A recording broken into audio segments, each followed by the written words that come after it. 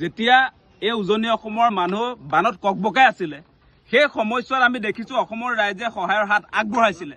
স্বতঃস্ফূৰ্তভাৱে আপোনাৰ ইনফ্লুৱেঞ্চাৰবিলাক আহিছিলে ইউটিউবাৰবিলাক আহিছে অসমৰ ৰাইজে স্বতঃস্ফূৰ্তভাৱে আগবাঢ়ি আহি বিপদত থকা মানুহক উদ্ধাৰ কৰিছিলে আৰু সেই সময়ত হিমন্ত বিশ্ব শৰ্মা শুই আছিলে মিছা কথা কৈ লাভ নাই তেওঁ ফিল্ডত নাছিলে সেই সময়ত আমি আছো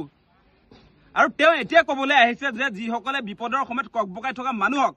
উদ্ধাৰ কৰিছিলে সহায়ৰ হাত আগবঢ়াইছিলে সেই মানুহবিলাকৰ এগেইনষ্টত তেওঁ বুলি এতিয়া একশ্যন ল'ব তেওঁ পুলিচৰ ভাবুকি দিবলৈ আহিছে পুলিচ লগোৱাৰ ভাবুকি দিবলৈ আহিছে আজি CID লগোৱাৰ তেওঁ ভাবুকি দিবলৈ আহিছে লাজ নালাগেনে যিটো সময়ত আপোনাৰ অসমৰ বিপদগ্ৰস্ত মানুহক আজি আপোনাৰ নেপালী খুটি আজি আপোনাৰ বিহুবৰ গোটেই মানে আপোনাৰ শিৱসাগৰ নাজিৰা যিমান মানুহ আচলতে পানীত ডুবি আছিলে এই প্ৰলয়ংকাৰী বানত যেনেকুৱাকে হাহাকাৰ এটা পৰিস্থিতিৰ মাজত মানুহবিলাক জীয়াই থাকিবলগীয়া হৈছিলে সেই সময়ছোৱাত আপোনাৰ দেৱদূত হৈ অসমৰ ৰাইজে আগবাঢ়ি আহিছে আৰু সেই মানুহৰ ওচৰত আজি মুখ্যমন্ত্ৰী হিমন্ত বিশ্ব শৰ্মাই সেই মানুহৰ ওচৰত তেওঁ আচলতে ক্ষমা নিবিচাৰি সেই মানুহবিলাকক ধন্যবাদ নিদি তেওঁ ওলোটাই সেই মানুহবিলাকক জগৰীয়া কৰিবলৈ আহিছে সেই মানুহবিলাকৰ বিৰুদ্ধে এতিয়া পুলিচৰ ভয় দেখুৱাবলৈ আহিছে সেই কথা আমি কোনো কাৰণতে গ্ৰহণ কৰিব নোৱাৰো মুখ্যমন্ত্ৰী ডাঙৰীয়া আপুনি কি মানে কোন ফালৰ পৰা কোনটো এংগুলৰ পৰা এই মানুহবিলাকৰ এগেইনষ্টত আচলতে আপোনাৰ ব্যৱস্থা লোৱাৰ কথা কৈছে আপোনাৰ মগজুটো ঠিক আছে নে নাই সঁচাই কৈছো কথাটো আপোনাৰ মগজুটো ঠিক আছে নে নাই আজি আমি দেখিছো সকলোৱে চেষ্টা কৰিছে যিমান পাৰে যি পাৰে নিজৰ সামৰ্থ্য অনুসৰি সকলোকে সহায় কৰিছে সেইটো তেওঁৰ চকু লাগিছে কিয় মানে তেওঁৰ CM ফাণ্ডত সোমোৱা নাই পইচা নেকি বহুত টকাটো আহি আছে CM ফাণ্ডত আমিতো দেখি আছো গতিকে আপোনাৰ সেই নাটক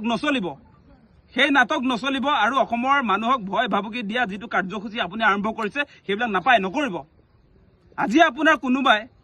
সেই লণ্ডনত গৈ আপোনাৰ আৰ্থিক সাহায্য বিচাৰিছে কি বুলি বিচাৰিছে নিজৰ কলা প্ৰদৰ্শন কৰি বিপদত নিজৰ মানুহ আপোনাৰ পানীত ডুবি আছে যোনে যি পাৰে তাততো কোনো জবৰদস্তি নাই যোনে যি পাৰে আগবাঢ়ি আহি তাত কোনোবাই ডনেশ্যন এটকাই দিয়ক লাগিলে সেই কথা নাই ৬০,০০০ হে উঠিলে সেইটোৰ লগত প্ৰশ্ন নাই নহয় এটকা উঠক লাগিলে কাৰ কাৰণে উঠাইছে তেওঁ অসমৰ ৰাইজে যিবিলাক বিপদত পৰিছে যিবিলাক বানত আচলতে ক্ষতি হৈছে যিবিলাক মানুহ মৃত্যুমুখত পৰিছে তেওঁলোকক এটকা 10 পইচা হওক লাগিলে দিবৰ কাৰণে তেওঁ চেষ্টা কৰিছে সেইটোক তেওঁ সমালোচনা কৰিবলৈ আহিছে তেওঁ কি ভিক্ষা কৰিবলৈ লাজ পায় ভিক্ষাৰী নিজে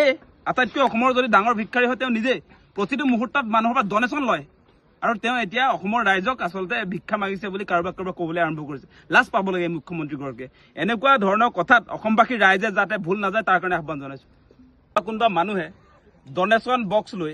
বানপীড়িত ৰাইজৰ সাহায্যৰ কাৰণে আচলতে তেওঁলোকে দোকানে দোকানে বা মানুহৰ ঘৰে ঘৰে ঘূৰিছে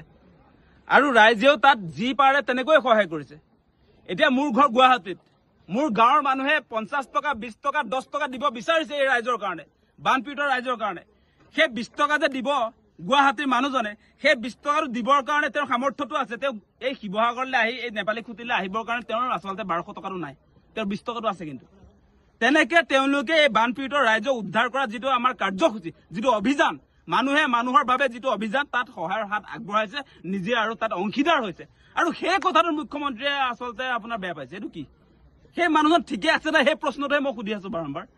যে সঁচাকে মুখ্যমন্ত্ৰী হিমন্ত বিশ্ব শৰ্মাৰ মগজু বিকৃতি ঘটিছে নে কি সেই প্ৰশ্নটো আমি সুধিছো সেইটোতো বেয়া কথা নহয় তাততো কোনো আপোনাৰ ভয় ভাবুকি দি পইচা কালেকশ্যন নকৰে তাত কালেকশ্যনটো কেনেকৈ কৰা হয় যোনে যি পাৰে তাত বাকচত লিখাই থাকে বান সাহায্য বুলি আৰু তাত আপোনাৰ ভয় ভাবুকি দি কাৰোবাক দম দি দোকানতে হওক য'তে নহওক সেই টকা কোনেও নুতুলে আমি দেখা নাই হিমন্ত বিশ্ব শৰ্মাই দেখিছে যদি ৰাজহুৱা কৰিব লাগে তেওঁ যদি সেইটো দেখিছে কোনোবাই ভয় ভাবুকি দি পইচা সংগ্ৰহ কৰিছে তেতিয়াহ'লে এইটো ৰাজহুৱা কৰিব লাগে কিন্তু দান পাত্ৰলৈ ক'তো আমি তেনেকে মানুহক হেঁচা প্ৰয়োগ কৰি ভয় ভাবুকি দি পইচা দিবই লাগিব বুলি ডিমাণ্ড কৰা আমি ক'তো দেখা নাই গতিকে হিমন্ত বিশ্ব শৰ্মা আপুনি এনেকৈ আমাৰ যিসকল মানুহে ভুক্তভোগী বানাক্ৰান্ত ৰাইজক সহায় কৰিবলৈ আগবাঢ়ি আহিছে ডনেশ্যন বিচাৰিছে তেওঁলোকে পুঁজি সংগ্ৰহ কৰিছে সেই মানুহবিলাকক আপুনি এগেইনষ্ট কৰি যি ধৰণৰ মন্তব্য আগবঢ়াইছে সেইটো কোনো কাৰণতে আমি সমৰ্থন নকৰো আৰু আপুনি যিমান ভয় ভাবুকি দিলেও সেই যিটো কাৰ্যসূচী সেই কাৰ্যসূচী ৰাইজক চলাই থাকিবলৈ কৈছো মানে হিমন্ত বিশ্ব শৰ্মা হিটলাৰী কায়দাৰে অসমখনক যেনেকে পৰিচালনা কৰিব তেনেকে আমি পৰিচালিত হ'ম সেইটো নহয় সেইটো হ'ব নোৱাৰে গণতন্ত্ৰত স্বতন্ত্ৰতা আছে ৰাইজৰ ব্যক্তি স্বাধীনতা আছে তাত কোনোবা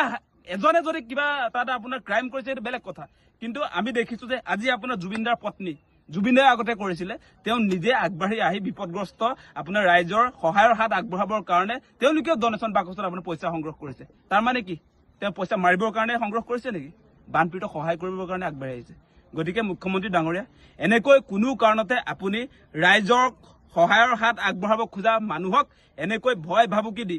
পুলিচৰ ভয় দেখুৱাই যি ধৰণে আপুনি আচলতে অত্যাচাৰৰ এটা পৰিৱেশ নমাই আনিব খুজিছে সেইটো কোনো কাৰণতে সমৰ্থনযোগ্য নহয়। আজিও আমি দেখি আছো যে ভুক্তভোগী পৰিয়ালৰ কাষত সেই মানুহবিলাকে আছে।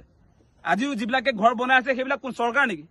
চৰকাৰৰ মানুহে ইয়াত ঘৰ বনাই আছে নে আপোনাৰ পাব্লিকে বনাই আছে?